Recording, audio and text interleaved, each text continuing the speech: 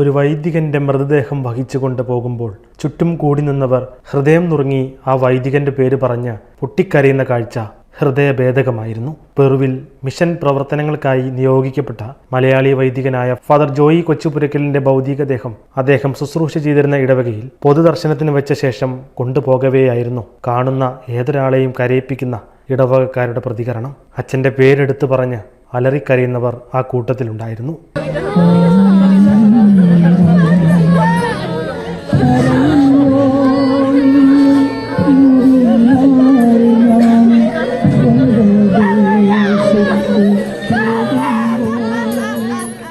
മകനെ നഷ്ടപ്പെട്ട മാതാപിതാക്കളുടെ ദുഃഖം, സഹോദരനെ നഷ്ടപ്പെട്ട സഹോദരൻ്റെ ദുഃഖം, മാതാപിതാക്കളെ നഷ്ടപ്പെട്ട മക്കളുടെ ദുഃഖം എന്നിങ്ങനെ അവിടെ കൂടി നിന്ന വ്യത്യസ്ത പ്രായ വിഭാഗങ്ങളിലുള്ള വിശ്വാസികൾ കടന്നുപോയ ദുഃഖകരമായ അവസ്ഥയെ ഇങ്ങനെ വിവരിക്കത്തക്ക വിധം കണ്ണീർ കടലായിരുന്നു അവിടം. ഒരു മലയാളി വൈദികൻ ആ രാജ്യത്ത് എത്രത്തോളം മനോഹരമായിട്ടായിരുന്നു തൻ്റെ ദൗത്യം പൂർത്തിയാക്കിയത് എന്നതിൻ്റെ തെളിവായിരുന്നു അവർ ജോയി അച്ഛന് നൽകിയ കണ്ണീരിൽ കുതിർന്ന യാത്രാമൊഴി. പെട്ടെന്നുണ്ടായ ഹൃദയസ്തംഭനമാണ് പെറു രൂപതയിലെ പമ്പ കൊൽപ്പ അരേഖി ഇടവകയിൽ സേവനം ചെയ്തുകൊണ്ടിരുന്ന 53-കാരനായ ഫാദർ ജോയി കൊച്ചുപുരയ്ക്കലിൻ്റെ മരണകാരണം. 2023 ഫാദർ ജോയി കൊച്ചുപുരയ്ക്കൽ പെറുവിലെത്തിയത്. തലശ്ശേരി അതിരൂപതയിലെ ബലാൽ സെന്റ് ആന്റണീസ് ഇടവകയിലെ കൊച്ചുപുരയ്ക്കൽ എബ്രഹാം പരേതയായ മേരി ദമ്പതികളുടെ മകനായി 1971 ഡിസംബർ 30 ഫാദർ ജോയിയുടെ ജനനം.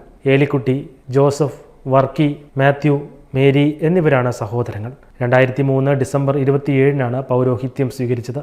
CMI സഭയുടെ മൈസൂർ ആസ്ഥാനമായുള്ള സെന്റ് പോൾ പ്രൊവിൻസ് അംഗമാണ്. 2006 മുതൽ 2017 വരെ അർജന്റീനയിൽ മിഷണറിയായിരുന്നു.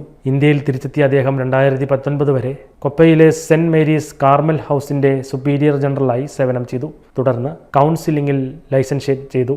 2023 പെറു മിഷനിലേക്ക് യാത്രയായത്. വെറും 2 വർഷം കൊണ്ട് മറ്റൊരു നാട്ടിൽ ചെന്ന് അവിടെ ഇത്രയും ആളുകളുടെ ഹൃദയത്തിൽ സ്ഥാനം നേടാൻ സാധിച്ചെങ്കിൽ ഭൂമിയിലെ തൻ്റെ നിയോഗം പൂർത്തിയാക്കി തന്നെയാണ് ജോയി അച്ഛൻ മടങ്ങുന്നത്.